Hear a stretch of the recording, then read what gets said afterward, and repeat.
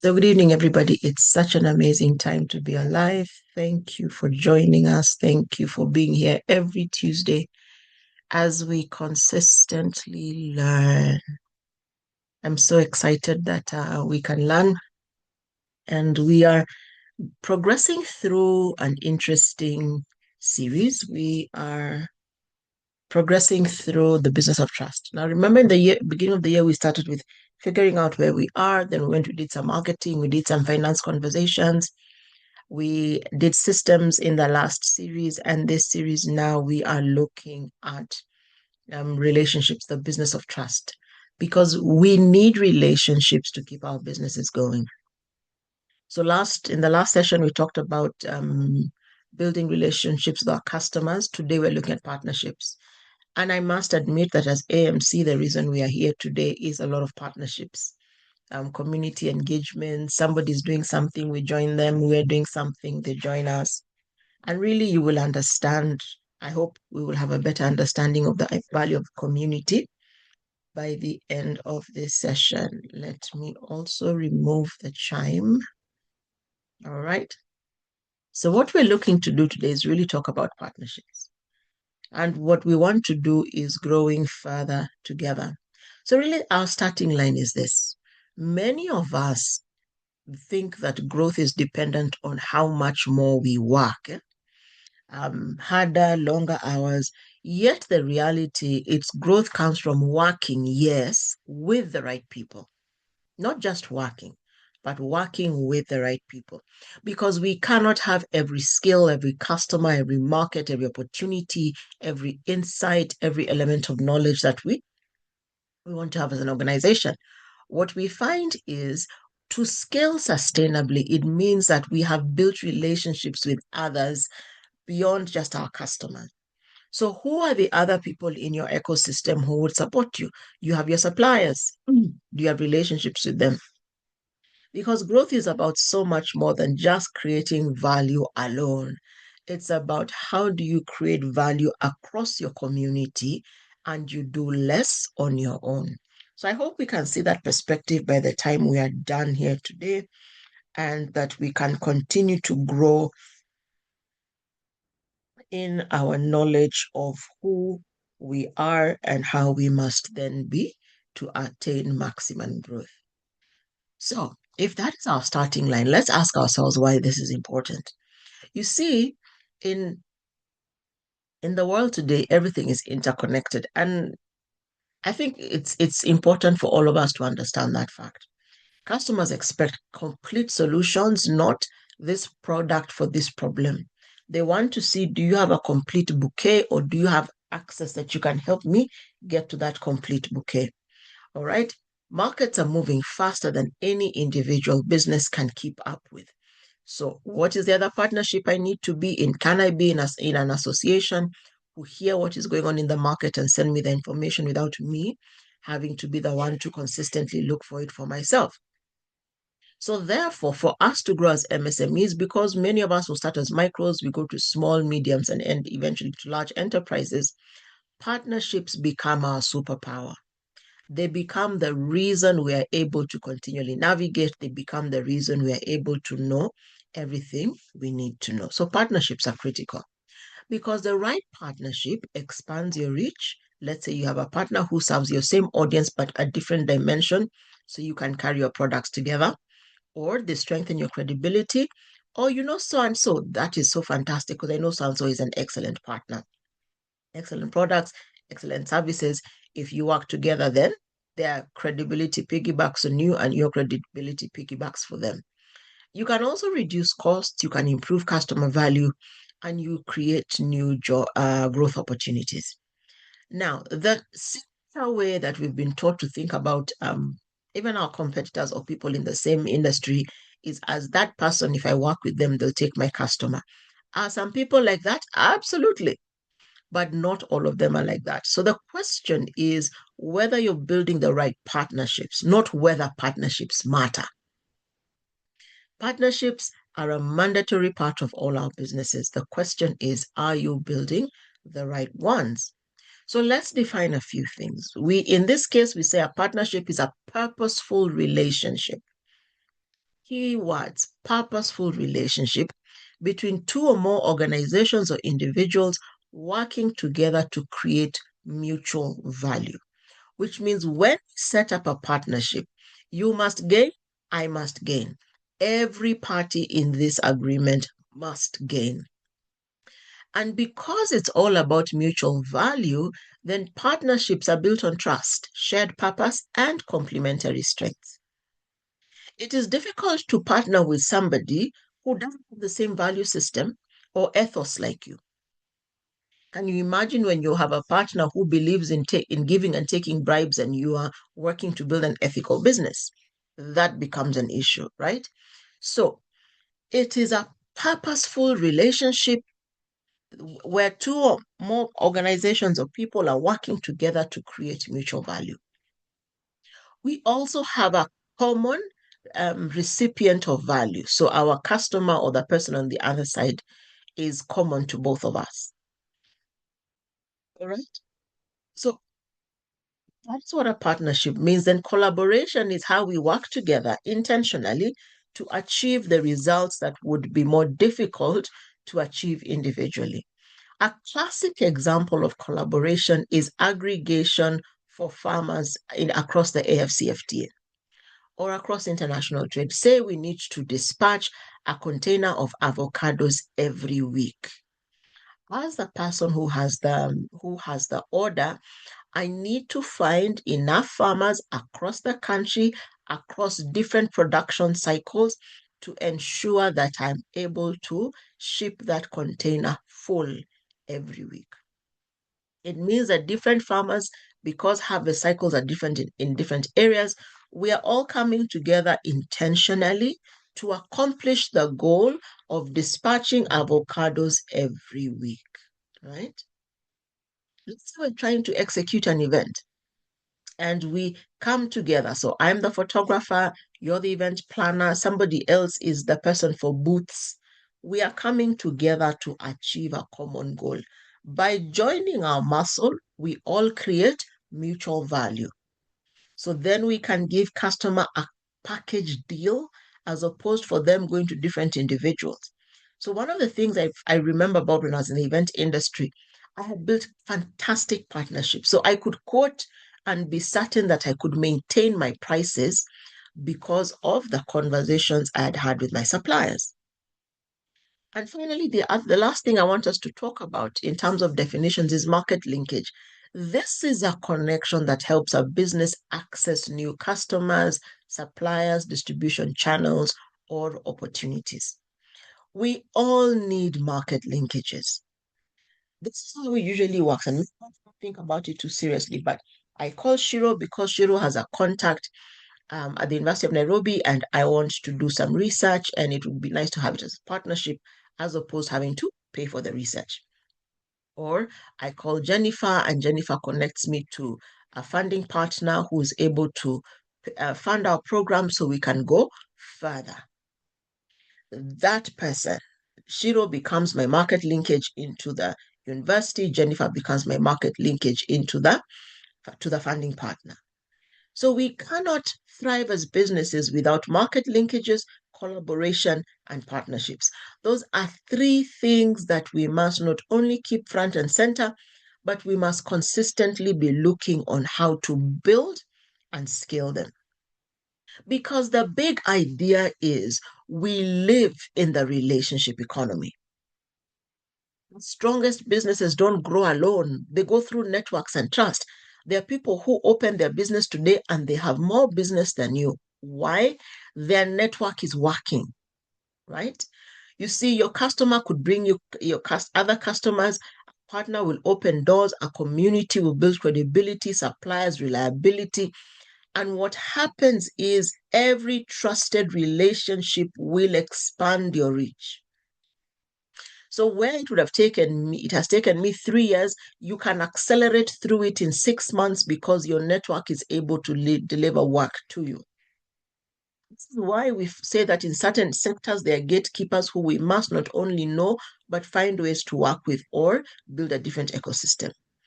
Because we grow through trust, and trust is carried in relationships, not just transactions.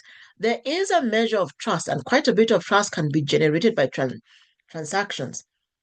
But there are spaces where the thing that takes you the next mile is that relationship, that word somebody can put for you, the way somebody can put your name on a table in a room where you are not. We are in the relationship economy. Even as we say, oh, when the digital economy, yes, but digital needs relationships. Because let's say you see me on LinkedIn and I have one follower, and I'm telling you I'm a master trainer, next to somebody else who has 10,000 and they're showing evidence of their work. And yet there is nobody who can vouch for me and say I do a good job.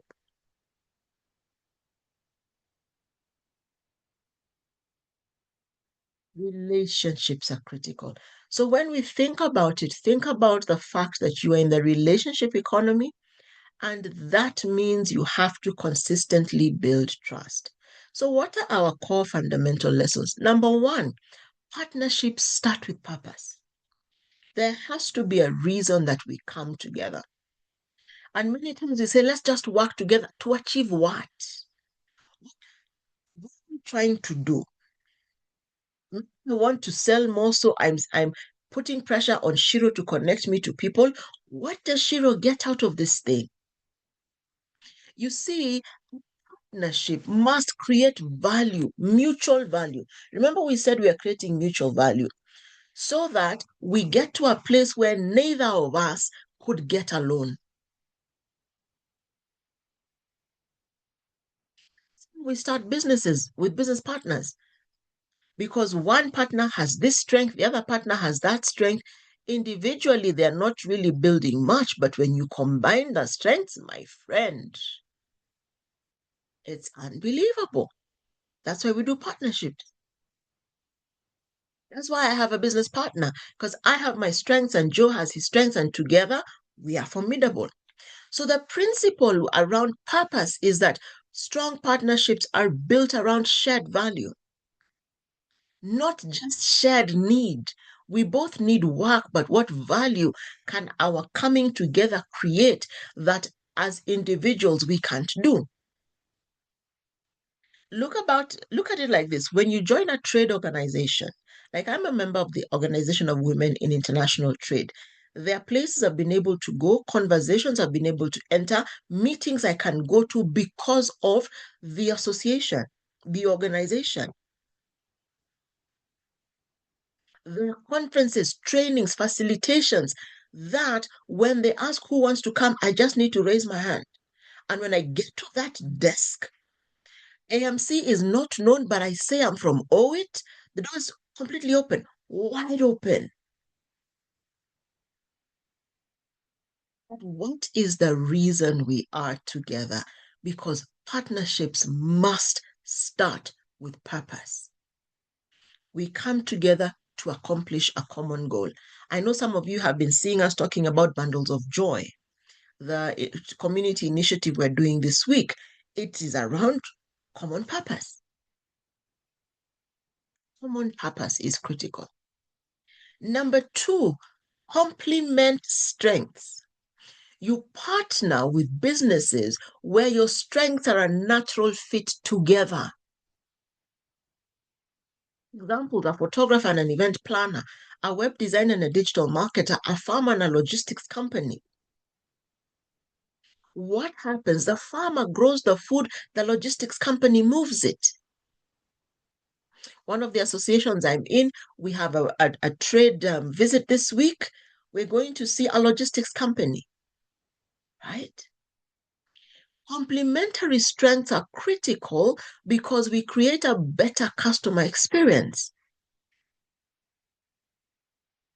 So we are looking for strengths that fit together, not compete.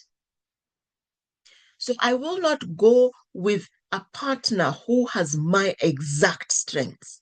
I'm looking to blend what I don't have, and they blend what they don't have. That's how we come together. I remember when we're looking for certain partnerships to run certain projects, The thing that makes it work is because we have strength in coaching and training, they have strength in facilitation. Some of them they are able to catch a larger scope, but they do not enjoy one segment of training that I enjoy. So it's a good fit. It's a natural fit. So we're looking for businesses, or we should look for businesses that complete our value, not compete for our customers. So if you're a retail chain that has a small shop and you need to deliver, your best customer is the one who delivers quality, speed, good customer service at a fair price. And many of us know who we go with for the guys who deliver for us at 140 shillings. You also within like this particular organization, they have 140, which means you pick from their shop, or 400 they deliver to your door. So depending on your customer's need, they are able to choose, do I want door-to-door delivery or can I walk a little bit and go to the shop? So what you're doing in that space, you're complementing strengths. You could be a restaurant, fantastic in food, but your juice production is somewhere wonky, so you're not quite getting it. Could you find somebody whose primary business is fresh juice? I remember I've got catering friends, and every time we go to events, they're like, where are you getting your juice? Why? They have a plug. My chef, the chef who comes to cook for us, our family chef, whenever he's coming, he's like, Munataka samosa. Do you want samosas? If we say yes, he has his plug. My other chef, the younger guy that we use, he comes and makes them in the house so they taste the way I want them. So depending on what I'm doing and who is available, then the complementary items change. But we're working from strengths. My strength is entertaining. I can cook. I can cook a really good meal. But if I have guests, I want to sit with my guests. So in that case, a good chef who can run the kitchen, leave it clean, is a good idea. We are looking for people who complete our value rather than compete for our customers. Number three, trust first, then collaborate. So if I don't trust you, we are not working together. Scripture says that Amos 3:3, how can two work together unless they agree? How can we partner unless, number one, we trust each other, number two, we have similar values? Partnerships begin with confidence and trust. Am I confident that you will deliver the same kind of quality? These contracts. Am I confident that if I leave my clients with you, they will remain mine? I know two doctors in the psychiatric sector who complement one another. When one is on leave, the other sees their patients, and they never steal each other's patients. Why? Because they have understood that the mutuality of their working relationship keeps both their practices alive. How did they learn to trust each other? By proven reliability. They went to campus together. They have studied. They have grown. They know that each of them knows that the other has a similar and high quality process. So nothing will fall through the cracks in their absence. They also know that they're people of integrity. They have the same ethos. Communication with them is clear. These are my patients. This is where they are. Don't worry to bill. Everything will be handled. When the billing is paid, they sort each other out. And because they've done this consistently over many years, and they know follow through exists, they now collaborate seamlessly. So you can attend conferences without wondering, hey, who will see my patients? Will my patients be okay? Right? So we must think about these things also. So the principle we're talking about here is trust is the foundation of successful partnerships. So who is around you? Do you trust them? Are your partnerships successful? Because when you don't have trust in your ecosystem and you need to leave, Who will care for your customer?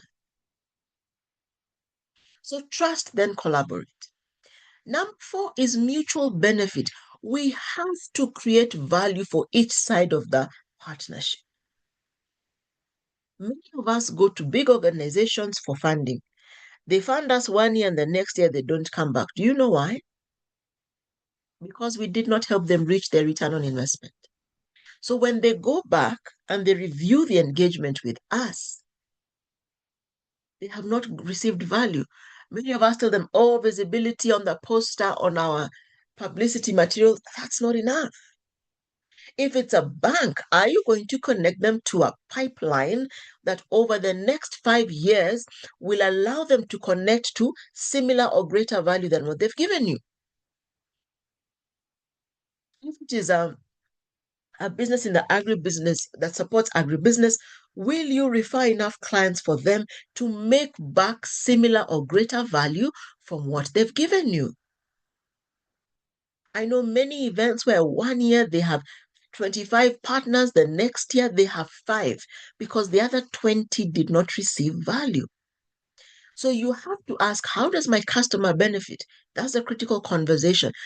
How does my partner benefit? Even more important, because if your partner doesn't benefit, they're not coming back. And then how does my business benefit? And please note that none of these ones is superior to the other. Because if your customer doesn't benefit, your partner doesn't benefit, you don't benefit. So if only one side wins, the partnership won't last. I've seen it time and time again where we've done big conferences, we've gotten the numbers, but there are certain ROIs we are unable to meet for the specific customers. They don't come. And the biggest ones who don't come are banks. I remember one place where we did a partnership with a bank and they were expecting us to connect them to 100 accounts every month. It's like, it's unrealistic. And sure enough, before the 1 year of the partnership was done, they had walked away, combined with another competitor. We had given them an idea for a product, they went with it. Unfortunately, it didn't work with the other competitor either, right? So sustainable partnerships are built on mutual value. Mutual value. So before you start the let's sign on the dotted line, what's the conversation of what value do we give to you? How do you benefit from what we have put together? Is there any growth that you will attain? Is there growth I will attain? And how will our customers benefit? And you see, when we talk about mutual value, we must begin to think about the people we can work together with. So, a very simple set of questions. Think of 3 organizations that already serve your ideal customer, but they serve them differently from you. And then ask, what value do they create? Individually, of course. What value do I create? Where do our strengths complement? And what simple collaboration can we explore? You know, collaborations always start with very simple deals. We never start with the complex ones. Okay, some of us try. We really should never start with the complex ones. Why do I say that? Let's say I'm an excellent moderator and my association is having an event that will give me the kind of global positioning I need. I would consider that as opposed to somebody who consistently comes to me asking me to moderate for them for free, and their audience is not the audience I need to tap into.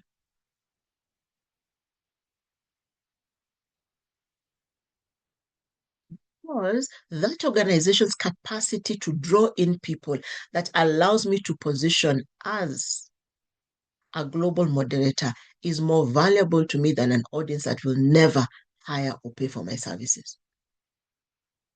Would I once in a while consider um, taking services, doing something pro bono? Absolutely. But not always, right? So when you have looked at these organizations, asked these questions, congratulations, you have your potential list of partners.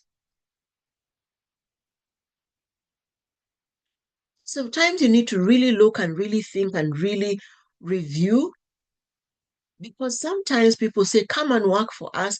And what they want you to do is the heavy lifting. So it is not a compliment.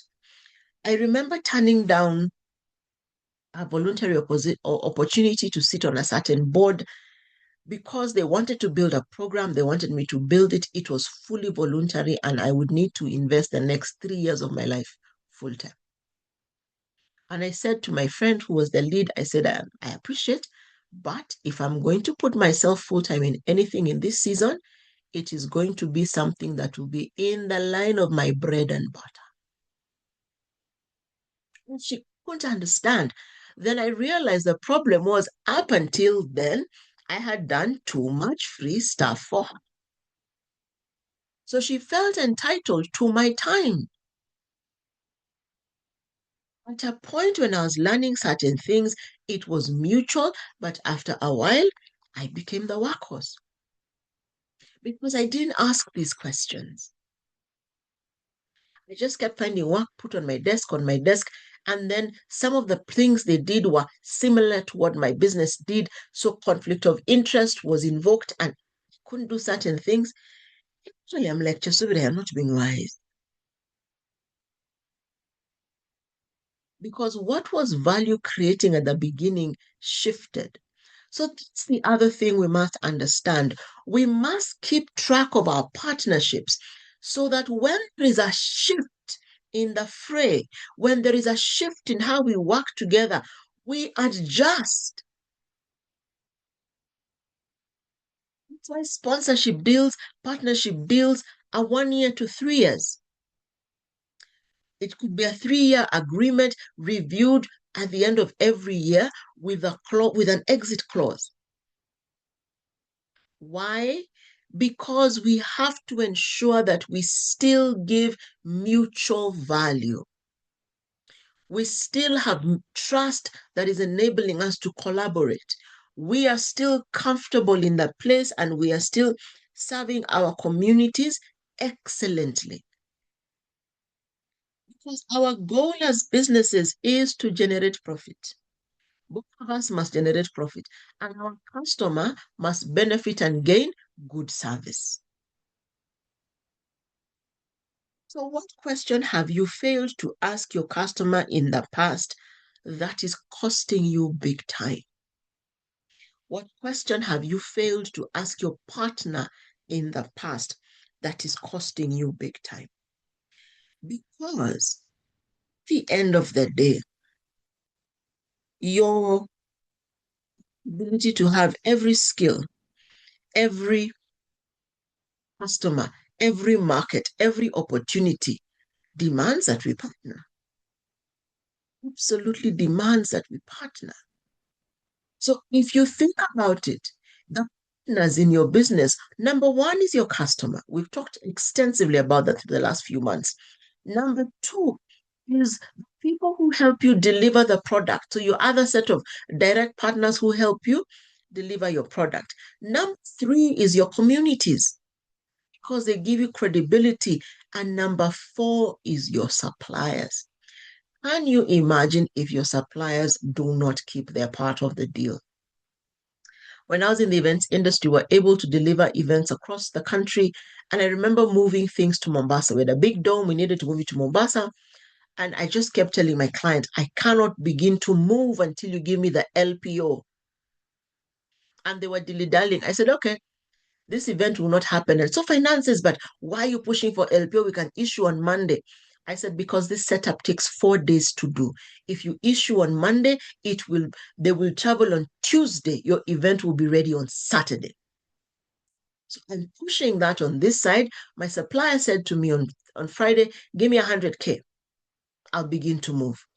I'm like, 100K for what? And so we did the math of the transport. He needed two fighter trucks, he needed a follow-up pickup, his teams, and the accommodations. Like, if I have this, I can leave Nairobi tomorrow. So on Saturday, I went to him and I gave him his 100K. And when I got there, they're already parking the truck. They left at 4 in the morning on Sunday. Again, these trucks have a speed governor, so they can't pass 80. So of course their travel time was slower. So I got on a flight on Sunday, and I flew down. On Sunday evening. They call and they're like, "We're on site." I'm like, "Okay, go to here, go to here, go to here," because I know them well enough. They understand how I think. I just told him, "You see that block of stones? Yes, walk straight from that block of stones until you find the flat place in the field." I kid you not, that thing was set up exactly where I needed it. Now, the conference was starting on Wednesday. On Monday, we get our LPO Monday morning. They're still doing the LPO for the sound guys. The sound guys did not leave Nairobi. They didn't. They left when they had their LPO in hand, which was Tuesday at 1. So, no, Tuesday at 10 a.m. So you can imagine what time I was sitting at the hotel waiting for sound to arrive. And they were not bothered. Why?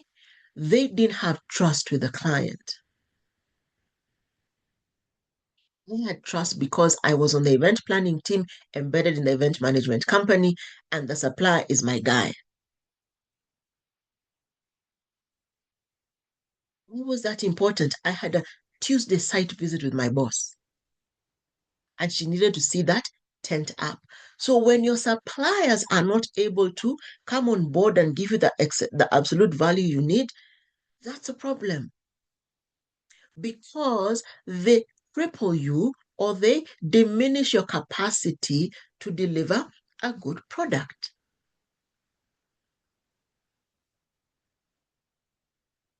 So if you're with me until there, let me see a YY in the chat. And if you have a question, please ask.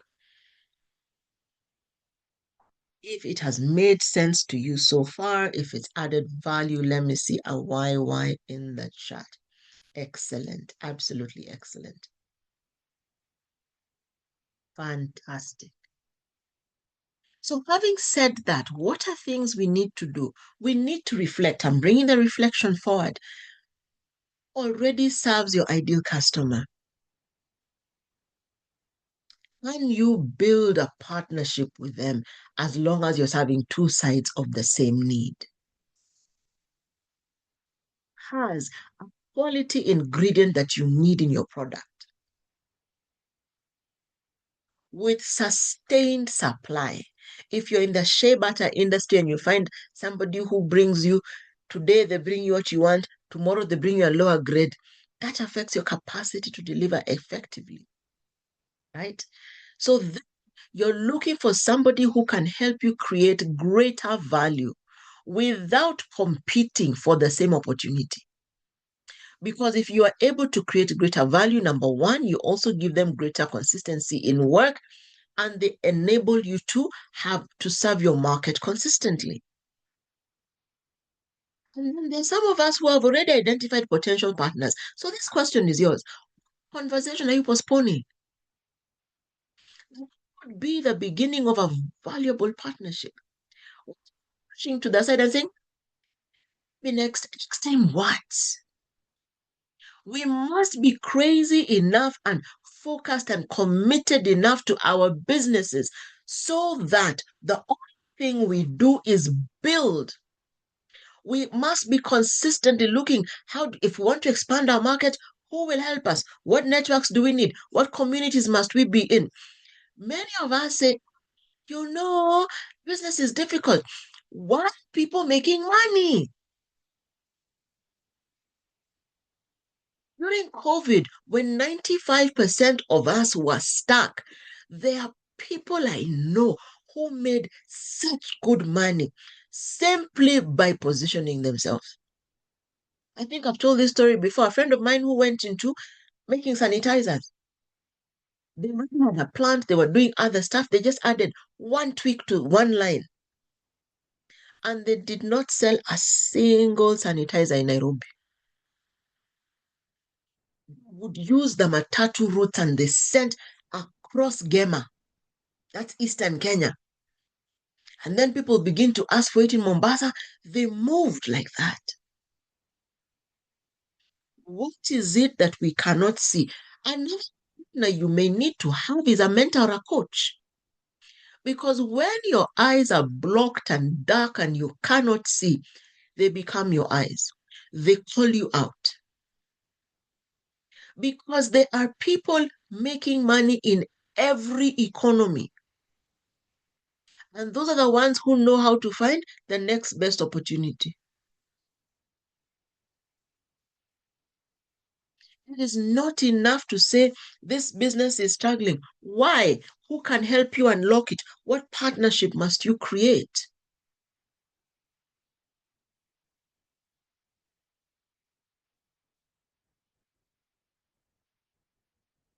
What I want you to think about. Who is one potential partner you can talk to in the next 7 days? The least I expect anybody on this call to do is to create their database. Start building a database. Who has shared value? Who already serves your customer? But there's a gap they have that you can jump into. Because our reality as business owners is we rarely reach our full potential in isolation.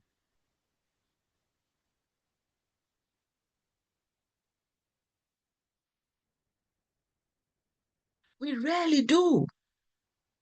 And you see, the way we build is by being trustworthy so that the trust extends beyond our customers to partners. Are you looking for donor partners? What do you have in place? That's why we say, are you funding ready?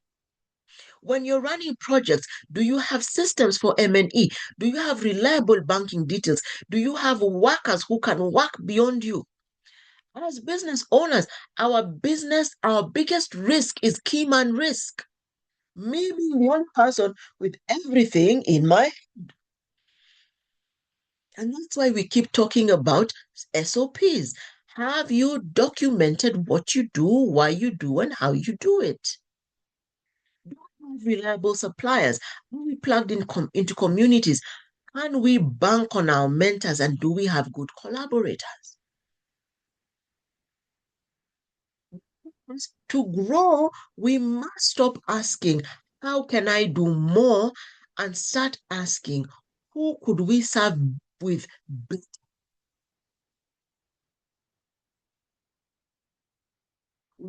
Serving people better, more comes. I remember some guys were doing some really fantastic work. They got a job, they delivered the project. The customer replied and said, no, we want it in this and this format. They said, oh, no, that's not how our business model works. Where work of 60 million a year went? They were not being asked to tweak the underlying methodology. They were being asked to tweak a delivery system issue. Brethren, we cannot be the ones refusing to adjust to the market.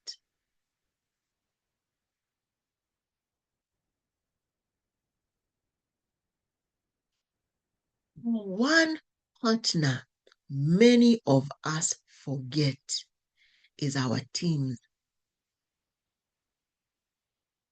You realize a disgruntled employee can take out your business? Take out. I remember listening to a company who they had a major issue with their web person and they fired him, but they did not change their login and admin credentials. Because of how they mismanaged him, he logged in, locked all of them out. Email gone, website gone, backend gone, cloud space gone.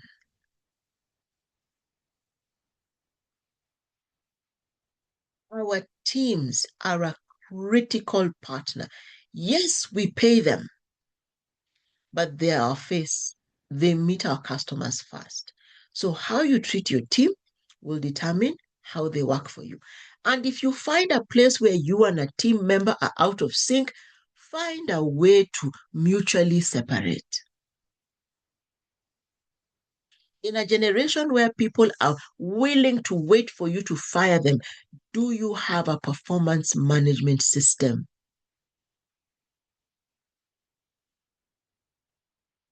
Do they know that when they don't meet their targets, they're put on a performance management program? We do not grow in isolation. So the right partnership does more than expand your reach. It expands the value you create. So are your partnerships with your teams working? Are your partnerships with your funding partners working? Or are you operating by crossed fingers, sparks, a wish, and a prayer?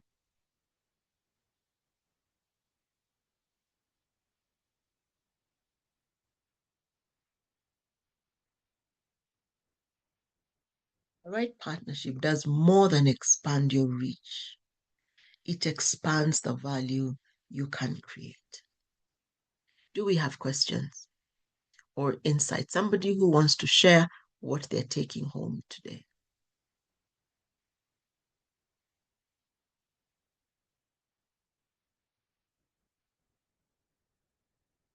Go ahead, Shiro. Very good evening to all. This is a very interesting, okay, your conversations are always good, but this particular one on partnerships is actually a very profound way of dealing. And even before I give my comments, I would like, even big organizations, actually, like there was a time I was doing an assignment for PwC, PricewaterhouseCoopers, and you realize even them who are, they have big names, they keep on, merging, or, during our time we used to call about mergers. So that aspect of partnerships is really, really key and critical. So for me, my take home is the aspect of you can't work in isolation, and also the aspect of value. Actually, for me, when I moved to Malindi, I think for those who know me, I thought I was coming out to just be in a relaxed mode and stuff. But based on the consistency, because I think Chasuber has been consistent, right? Yeah. Yeah. So out of that, I've actually reawakened quite a number of things. And one of the things I want to share is right now, I'm actually involved. One of my I'm passionate about doing psychosocial support, and more so in the line of intellectual disabilities. Yeah. And in Kenya, at times, it's really a big, big thing. Uganda was very comfortable for me.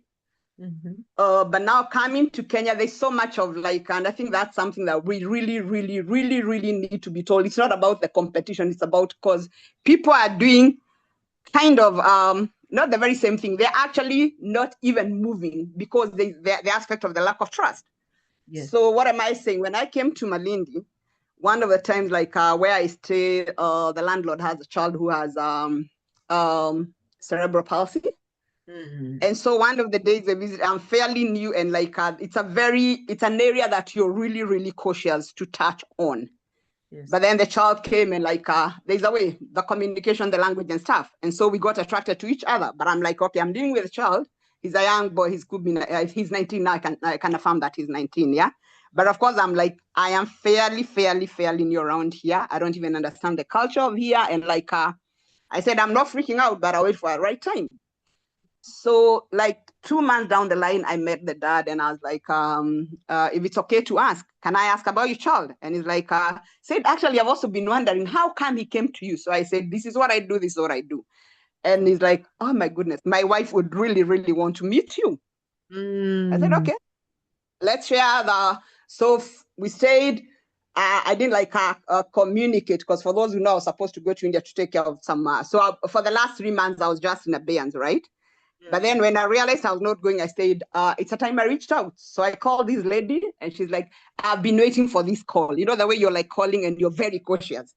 So she's like, Shiro, hi. I've actually been waiting for this, so excitedly, right? So I'm like, when can I, she said, don't even ask about when are you available. I'm like, oh. So she actually lectured. So I'm like, okay, I thank God. So I went to see her actually like 3, because she told me they were closing school. So I said, let me go before they. So I go. And the excitement that was there in the air, and like now she's busy. We had never met. So she came here, we do tuk-tuks and the boda-bodas, eh? Yeah. So I was not even able to, she's like, usilipe, we goja kwanza, ingia, ndani tuendele ingia. So it was so amazing that by the time now she's taking me around, introducing me to like, and she's like, oh, tell them about this.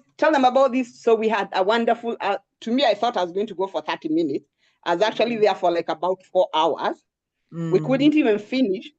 And so out of that, actually in the coming month, we are actually having a Zumba now for them. And now what we are working on is like to have now the Malindi chapter for the aspect of like disabilities now regrouping, because they all do their things in their own stuff, blah, blah, blah, blah. And then here there's a lot of like people thinking about, it happens everywhere apparently, but now here is more that, each child is going through what they're going through because they're bewitched and they're what. So we started having conversations that are really, really making sense. And so for me, that is really, really an amazing. So Chasubire and Joe, because you owe me a Malindi visit. So for me, when I listen to these, the conversations are really, really making sense. Another one is like my crocheting, which you remember I said I thought I was doing it as a part-time. Now it's actually making me money. And we've actually formed now a Baulala. Baulala is the village I stay in. Yeah? And so we've gotten some youngsters. So what I want to say and affirm is like, Chasubre, I love what you teach, and that's why I'm faithful to you. And for the others, where I met with Chasubre, we all grouped together. Madassa, please allow me to use you, and if you have not asked you for your permission. Eh?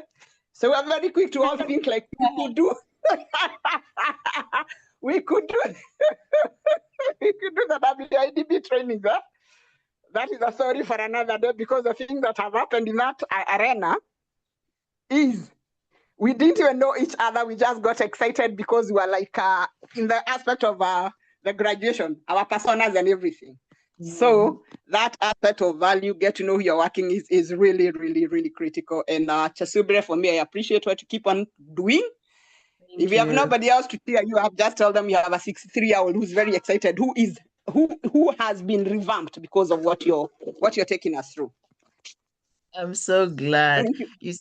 You see the right, and the I've right seen part. a Visa and Ambisi. I don't know whether it's a Visa. The right partnerships do more than expand your reach. They expand the value you create. Thank you so much, Shiro. Over to you, Modesta. Thank you, Chesibre, for this opportunity. For me, this has come timely. Shiro was our youngest student. So she will be forever our young student. Yeah, Shiro. Yeah, and thank you for agreeing to join. I told you we listen to Chesibre, and you agreed with me. Twende kazi. Twende kazi, and I have diarized every Tuesday. If you look at my calendar, it is Chesubire at 7 p.m. Thank you so much. For me, my takeaway is, as Shiro has said, when we've done a program, WIDB, and we were told to choose partners because you can't go into training when you're alone. Let me just share my personal experience.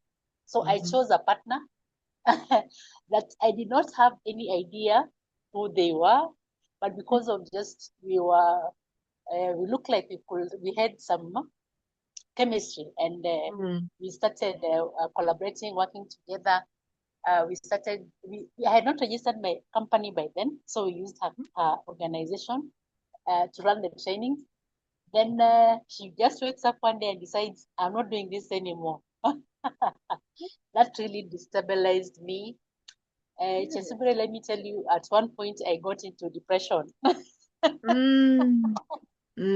Yeah.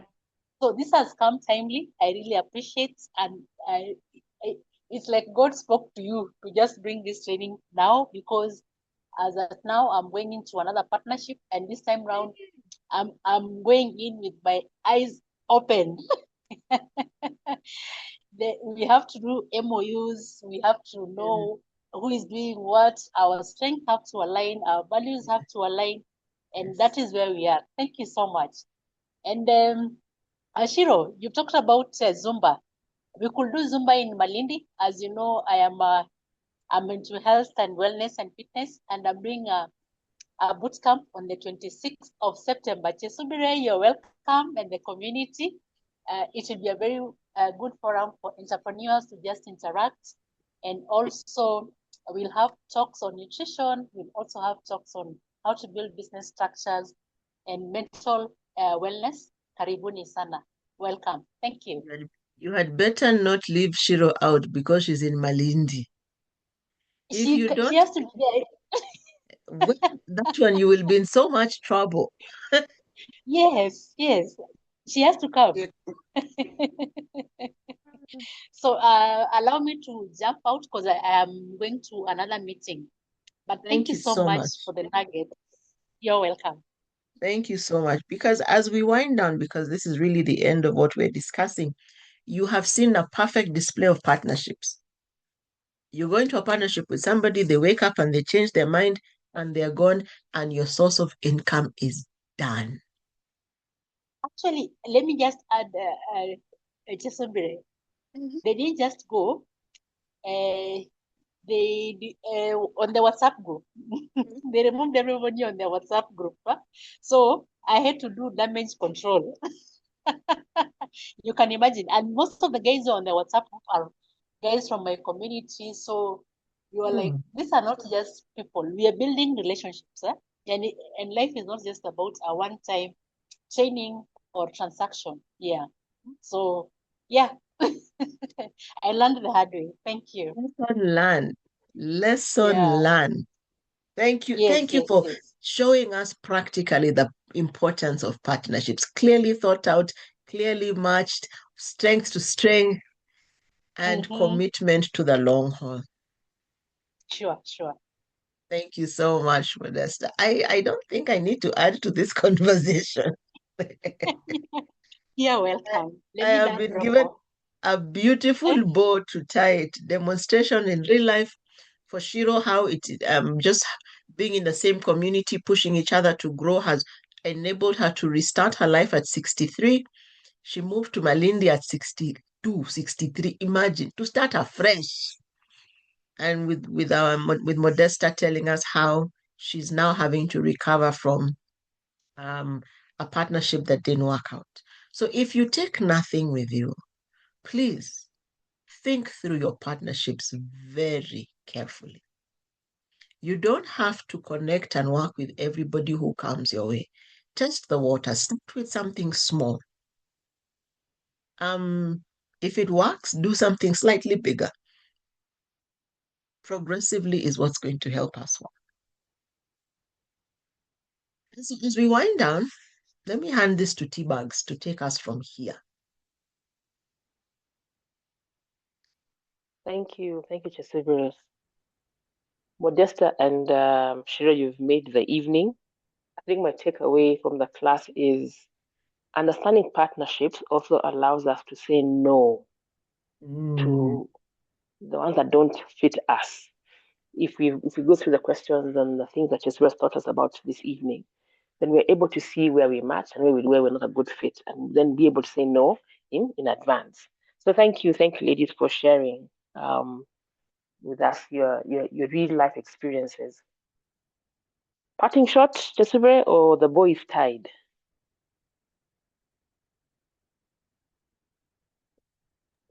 A bit. Let's give all the announcements, then I'll do parting shot.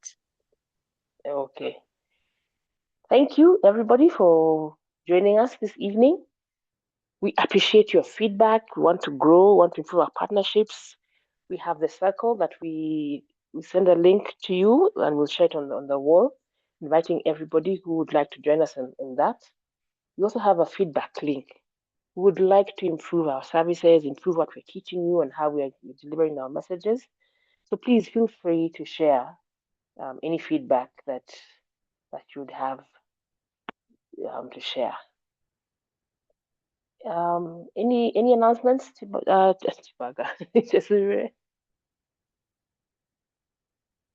Yes. Bundles of Joy. This is happening on Saturday in Kibiko, Ngong. 8 a.m. We are visiting teen moms and their little ones, and not so little ones. We have moms who are between 15 and 17 looking to spend the day just to pour back into them, help them have fun for that day, but also as a way of helping them just find value in themselves, not be labeled by a mistake or be referred to as a mistake that they have done. So we welcome you to join us on that day. We are almost there with our budget, so we're still collecting donations, but also just your prayers and your participation. If you're interested in joining, please send us a message either to Sibire or you can share that on the circle. We look forward to having an amazing day with these young girls. Sibire spent 5 weeks training the older girls who have finished who have gone through the cycle at the rescue home, and just equipping them with business skills and helping them now take their businesses to the next level. They've been studying tailoring or beauty, but now having the business skills to know how to run those businesses. And they have done an amazing job. Just watching them being able to dream again, watching them consider where they're coming from and understand that it's not the end of the road for them. It's been fantastic. So thank you for all those who have already given. If you still want to give, we are looking forward to your contributions. Actually, let me make a call for contributions. We are in the last mile. We have begun shopping this afternoon. So we split it into two projects. This because we wanted to do a donation to a school close by, but the school is closed. So we've decided to pend that one until school opens. But we received enough pads to give each of these girls, there are 20 of them, to give them a 6-month supply of sanitary pads. And we're so excited this afternoon when we received that. But we still have a gap in the budget. We still need to finish getting all the stuff. So no amount is too small. 100 shillings, 200 shillings, 5,000, 10,000, 100,000. Nothing is too small. So feel free to just really give and really support the process, because one of the things we realized when we went to hang out with the girls is that many of them have lost their ability to even think they are worth it. So this is a small project we're doing so that they understand that having a baby, and their babies, some of them are so cute. Having a baby is not the end of the line. It makes life more difficult, yes, but it's not the end of the line. And that's what AMC is all about. When we help people rebuild businesses, it's because we believe in the value of it. So thank you so much for being here. T-Bugs, do you want me to do parting shot now? Yes, that will be great. Fantastic. So let me give you one other thing about this partnership, because this is a major partnership for us. This project is actually celebrating one of my mentees' 24th year of life. That's why for me it's important. I've known her for about maybe 5 years, 6 years now. And watching the woman she has become to be so fully committed to community has challenged me as Chesubire to keep moving. So the right partnership will make you grow. It will keep you growing. So think through your partnerships, figure out where you're at. And if you're in a community that is not causing you to grow, it's time to move, because the right partnerships help you grow. Thank you so much for joining us this Tuesday. It's always amazing to be in this space. I also want to thank our backend team led by T-Bugs. She's our director of operations. She keeps us functioning even when we give them a lot of pressure. We thank you, our backend team. And thank you, everybody, for diligently coming every week. I pray that you will apply one thing. And next week, you can come and talk to us about transformation. Shalom and have a good night. And God bless you. See you next Tuesday at the same time. We meet every Tuesday, 7 p.m. East African time.